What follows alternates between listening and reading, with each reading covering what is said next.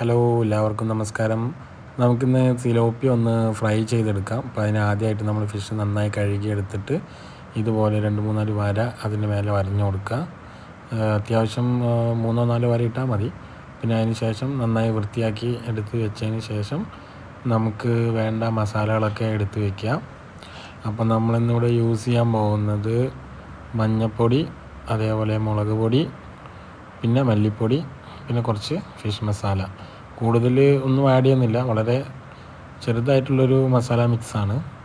അപ്പോൾ നമ്മൾ മഞ്ഞൾപ്പൊടിയും മുളക് പൊടിയും നമ്മുടെ ആവശ്യത്തിന് എരിവിനനുസരിച്ച് മുളക് പൊടി ഇടുക. 2-3 സ്പൂൺ മതിയാവും. പിന്നെ ഒരു 2 മല്ലിപ്പൊടി.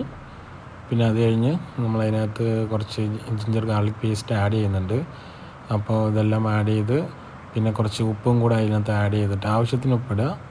മാക്സിമം ഒരു ഉപ്പിൻ്റെ അളവാണ് ആർക്കും അറിയാത്തത്. അപ്പോൾ നമ്മൾ ഉപ്പിടുമ്പോൾ നമുക്കൊരു 3-4 ഫിഷിന് വേണ്ടിയിട്ടുള്ളൊരു മസാലയാണ് ഇവിടെ റെഡിയാക്കിയത്. അപ്പോൾ ഞാനൊരു ടീസ്പൂൺ 1.5 ടീസ്പൂൺ ഉപ്പിട്ടിട്ടുണ്ട് കേട്ടോ. അപ്പോൾ ഇതെല്ലാം കൂടിയിട്ട് നന്നായിട്ട് മിക്സ് ചെയ്യുക. മിക്സ് ചെയ്യുന്നതിൻ്റെ ഒപ്പം നമ്മളത് കുറച്ച് ഓയിൽ ഒഴിക്കുക ആദ്യം. എന്നിട്ട് മിക്സ് ചെയ്തതിന് ശേഷം അതൊന്നും കൂടെ ഒന്ന് ലിക്വിഡ് ഫോം ആക്കാൻ വേണ്ടിയിട്ട് കുറച്ച് വെള്ളവും കൂടെ ആഡ് ചെയ്തിട്ട് നന്നായിട്ട് മിക്സ് ചെയ്യുക. നന്നായിട്ട് മിക്സ് ചെയ്യണം കേട്ടോ. നന്നായി മിക്സ് ചെയ്ത് നല്ല പേസ്റ്റ് പോലെ ആക്കണേ. അപ്പോൾ ഇതെല്ലാം കൂടി നന്നായി മിക്സ് ചെയ്ത് പേസ്റ്റ് ആക്കിയതിന് ശേഷം നമ്മൾ ഓരോ മീനായിട്ട് എടുത്തിട്ട് ആ പേസ്റ്റ് മൊത്തം മീനിലേക്ക് പിടിപ്പിക്കുക. നല്ലപോലെ പിടിപ്പിക്കണേ. ഈ തലയുടെ ഭാഗത്തൊക്കെ നന്നായിട്ട് മസാല പിടിപ്പിക്കണം. അല്ലെങ്കിൽ നമുക്ക് കഴിക്കുമ്പോൾ ഒരു ഉളുപ്പ് ടേസ്റ്റ് വരും. അല്ലെങ്കിൽ അതുകൊണ്ടാണ് നമ്മൾ പറയുന്നത്, ഈ സിലോപ്പി ആയതുകൊണ്ടാണ്. അപ്പോൾ സിലോപ്പിയുടെ തല വലുതാണ്. അപ്പോൾ അതുകൊണ്ട് നമ്മൾ എന്ത് ചെയ്യണം, ആ തലയുടെ ഉള്ളിലോട്ടൊക്കെ നന്നായിട്ട് മസാല ഇട്ട് കൊടുക്കുക. അല്ലെങ്കിൽ നമ്മൾ വറുത്തെടുത്ത് കഴിയുമ്പോൾ പിന്നെ അതൊന്നൊരു നമ്മൾ തല കഴിക്കാൻ നേരം ഒരു പച്ച ടേസ്റ്റ് വരും. അപ്പോൾ ആ ടേസ്റ്റ് ഒഴിവാക്കാൻ വേണ്ടിയിട്ട് നമ്മൾ ഉള്ളിലോട്ട് മസാല നല്ലോണം തിരുമ്മി കൊടുക്കണം കേട്ടോ. ഇതേപോലെ നല്ലപോലെ തിരുമ്മി പിടിപ്പിച്ചതിന് ശേഷം കുറച്ച് നേരം എടുത്ത് വയ്ക്കുക. ഒരുപാട് നേരമൊന്നും വെക്കണ്ട, ഒരു മണിക്കൂറൊക്കെ വെച്ചാലും മതി. അല്ല ഒരു 30 മിനിറ്റ് വെച്ചാലും കുഴപ്പമൊന്നുമില്ല കേട്ടോ. ഇത് അത്യാവശ്യം നല്ല സിലോപ്പിയാണ്. അപ്പോൾ നമുക്കത് ഇനി ഫ്രൈ ചെയ്തെടുക്കാനുള്ള വഴി നോക്കാം. അപ്പോൾ ഇത് ഫ്രൈ ചെയ്തെടുക്കാൻ നമ്മൾ ആദ്യം ഇതുപോലെ ഒരു പാത്രം എടുക്കുക. നല്ല ഇത് നോൺ സ്റ്റിക്കാണ്, അപ്പോൾ അടി പിടിക്കുകയൊന്നുമില്ല. അപ്പോൾ അതെടുക്കുക, അടുപ്പ് കത്തിക്കുക. അപ്പം അടുപ്പ് കത്തിച്ചതിന് ശേഷം നമ്മൾ എന്ത് ചെയ്യുന്നു, നമ്മുടെ പാത്രം എടുത്ത് അതിൻ്റെ മേലെ വയ്ക്കുന്നു. എന്നിട്ട് പാത്രം ചൂടാകാൻ വേണ്ടി കുറച്ച് നേരം വെയിറ്റ് ചെയ്യുക കേട്ടോ. ഒരുപാട് നേരം വെയിറ്റ് ചെയ്യൊന്നും വേണ്ട, കുറച്ച് നേരം തീക്ക് അനുസരിച്ചിട്ടായിരിക്കും. നല്ല തീ ഉണ്ടെന്നുണ്ടെങ്കിൽ കുറച്ച് നേരം വെയിറ്റ് ചെയ്യുക. അതിന് ശേഷം നമ്മൾ അതിനകത്ത് ഓയിൽ ഒഴിക്കുക. ഞാൻ ഇതിനകത്ത് ഓയിൽ ഒഴിച്ചിട്ടുണ്ട്. പിന്നെ ഈ വലിയ മീനായതുകൊണ്ട് എപ്പോഴും ഫ്രൈ ചെയ്യുമ്പോൾ കുറച്ച് അധികം ഓയിൽ ഒഴിക്കണേ.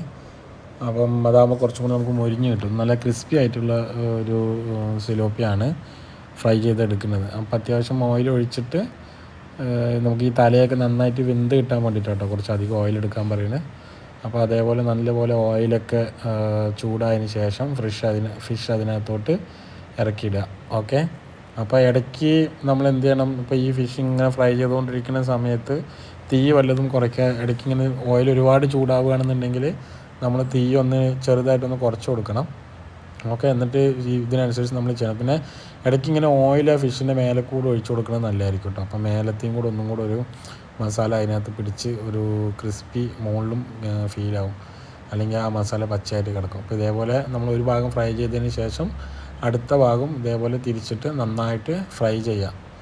അപ്പം ഇങ്ങനെ ഫ്രൈ ചെയ്തെടുക്കുമ്പോൾ തന്നെ നമ്മൾ നോക്കുക, തലഭാഗം നല്ലോണം ഫ്രൈ ചെയ്യാൻ ശ്രദ്ധിക്കണം. കാരണം അല്ലെങ്കിൽ നമ്മൾ ഫ്രൈ ചെയ്ത് കഴിഞ്ഞതിന് ശേഷം തലഭാഗം നല്ലപോലെ വെന്തോ അല്ലെങ്കിൽ മുറുകി വരാതിരിക്കും.